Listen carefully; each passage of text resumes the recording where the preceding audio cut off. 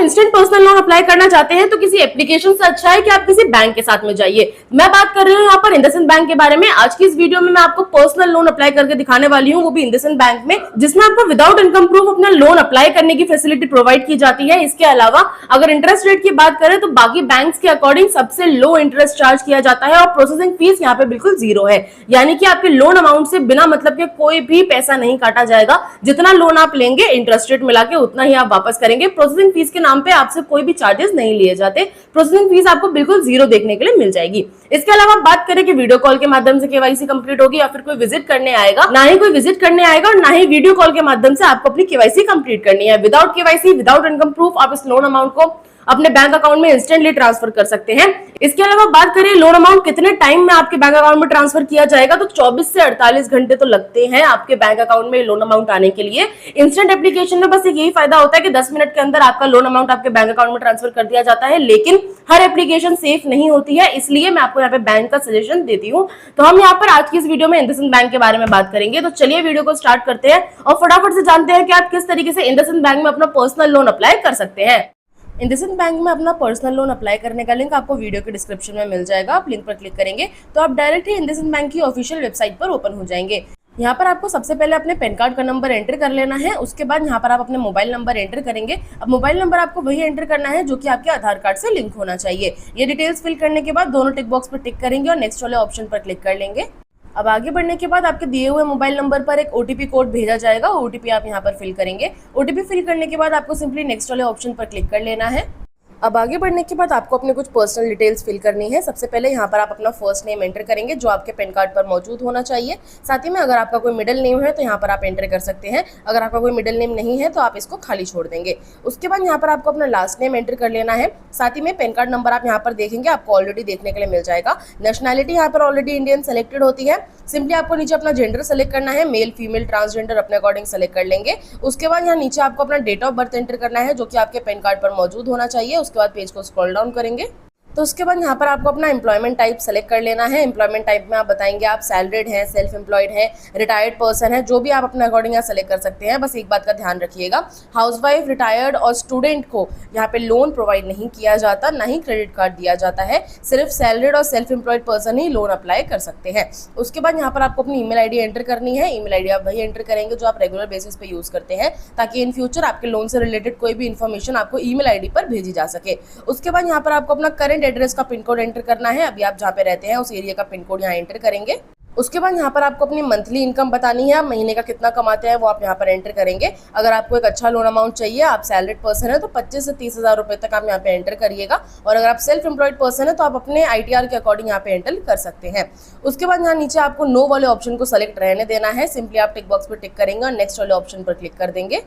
अब आगे बढ़ने के बाद यहाँ पर आपसे आपका रिक्वायरमेंट पूछा जाता है कि आपको कितना लोन अमाउंट की रिक्वायरमेंट है।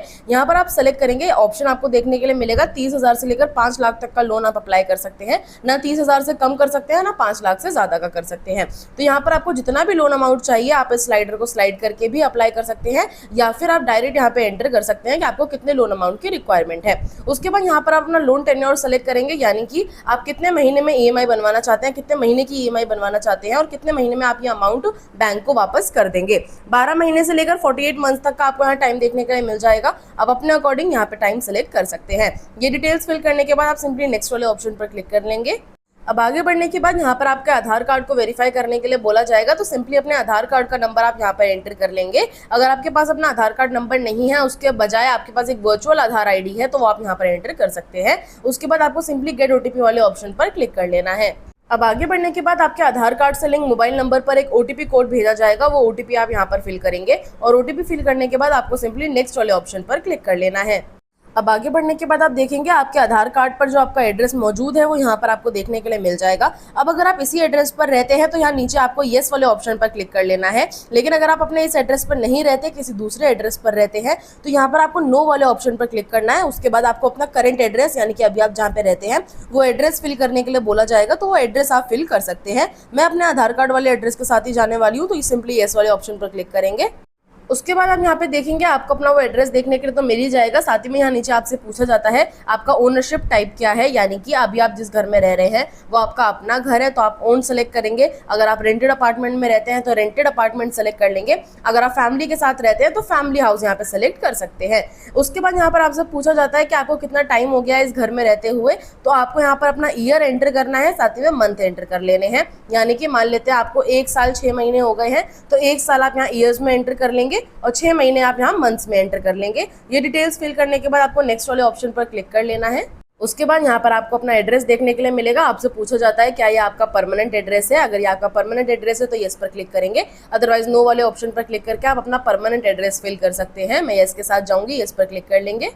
अब आगे बढ़ने के बाद यहाँ पर आपको अपनी कंपनी की डिटेल्स फिल करनी है। सबसे पहले यहाँ पर आप name of the company enter करेंगे, जो भी आपकी कंपनी का नाम है यहाँ पे सिलेक्ट कर लेंगे। उसके बाद यहाँ पर आपको अपना ऑर्गेनाइजेशन टाइप बताना है, लिमिटेड कंपनी है, प्राइवेट लिमिटेड है, जो भी है वो आप यहाँ पे अपने अकॉर्डिंग सेलेक्ट कर सकते हैं। इंडस्ट्री टाइप में आप बताएंगे कि आप किस तरीके की इंडस्ट्री में काम करते हैं, यानी कि एग्रीकल्चर फील्ड में है या फिर आपका कपड़ों का काम है, जो भी आप जिस भी फील्ड में काम करते हैं वो आप अपने अकॉर्डिंग यहाँ सेलेक्ट कर सकते हैं। आपको मल्टीपल ऑप्शन देखने के लिए मिल जाएंगे। उसके बाद यहाँ पर आपको अपने ऑफिस का एड्रेस फिल करना है। एड्रेस लाइन 1 2 3 में कंप्लीट एड्रेस फिल करेंगे, पिन कोड एंटर करेंगे, पेज को स्क्रॉल डाउन करेंगे। पेज को स्क्रॉल डाउन करेंगे तो यहाँ पर आपको अपना डेजिग्नेशन भरना होगा, यानी कि आप किस पद पे काम करते हैं। अगर आप मैनेजर हैं, सेल्स एग्जीक्यूटिव है, जो भी एम्प्लॉय है, आप अपने अकॉर्डिंग यहाँ पे सेलेक्ट कर सकते हैं अपने डेजिग्नेशन को। उसके बाद यहाँ पर आपसे पूछा जाता है कि करंट ऑर्गेनाइजेशन में, यानी कि करंट अभी आप जिस कंपनी में काम कर रहे हैं उस कंपनी में काम करते हुए आपको कितना टाइम हो गया है। तो साल आप यहाँ पर एंटर करेंगे, महीने आप यहाँ पर एंटर करेंगे। उसके बाद आपसे पूछा जाता है कि आपको टोटल वर्क एक्सपीरियंस कितना है, यानी कि आप इस चीज़ से आइडिया लगा सकते हैं कि आप जिस उम्र से काम कर रहे हैं और अभी आपकी जो उम्र है उस अकॉर्डिंग आप लगा लीजिएगा कि आपको इतने साल का एक्सपीरियंस है, वो आप यहाँ पर एंटर कर सकते हैं। साल और मंथ्स आप एंटर कर लेंगे। उसके बाद यहाँ पर आपको अपना प्रेफर्ड कम्युनिकेशन एड्रेस बताना है। वैसे तो कोई आपसे विजिट करने नहीं आता, कोई मिलने नहीं आता, लेकिन फिर भी अगर कोई वेरिफिकेशन के लिए आता है तो आप कहाँ पर मिलना चाहते हैं, ऑफिस में मिलेंगे या फिर आप घर पर मिलेंगे, वो आप यहाँ पर सेलेक्ट कर लेंगे। उसके बाद यहाँ पर आपको लैंडलाइन नंबर टाइप सेलेक्ट करना है। यहाँ पर आपको मोबाइल नंबर का ऑप्शन मिलेगा, इस पर क्लिक कर लेंगे और जो मोबाइल नंबर आप एंटर करना चाहते हैं वो आप यहाँ पर एंटर कर सकते हैं। वैसे तो यहाँ पर आपसे ऑफिस का नंबर पूछा जाता है, लेकिन अगर आप अपने ऑफिस का नंबर एक्सेस नहीं कर सकते, नहीं एंटर कर सकते, तो अपना कोई दूसरा मोबाइल नंबर आप यहाँ पर एंटर कर देंगे। उसके बाद आपको सिंपली नेक्स्ट वाले ऑप्शन पर क्लिक कर लेना है। अब आगे बढ़ने के बाद आप देखेंगे यहाँ पर आपको कांग्रेचुलेशंस का मैसेज देखने के लिए मिल जाएगा। मैंने जितना लोन के यहाँ पर अप्लाई किया था उतना ही लोन मुझे यहाँ पर ऑफर किया गया है। अब चाहूँ तो मैं अभी भी उसको कम ज़्यादा कर सकती हूँ। अगर आप उसमें से कम ज़्यादा करना चाहते हैं, जो भी लोन अमाउंट आपने सेलेक्ट किया है, तो आप यहाँ पर एंटर भी कर सकते हैं और इस स्लाइडर को स्लाइड करके भी यहाँ पे मैनेज कर सकते हैं। उसके बाद यहाँ पर आप अपना टेन्योर भी सेट कर सकते हैं, आपको कितने महीने की यहाँ पे EMI बनवानी है। दोबारा से आपसे पूछा जाएगा, यहाँ पर आप अपना अकॉर्डिंग सेलेक्ट करेंगे, पेज को स्क्रॉल डाउन करेंगे। उसके बाद यहाँ पर आप देखेंगे आपके लोन अमाउंट पे कितना इंटरेस्ट रेट लगने वाला है, वो यहाँ पर आपको देखने के लिए मिल जाएगा। मंथली EMI आपकी कितनी बनने वाली है वो आप यहाँ पे देख सकते हैं।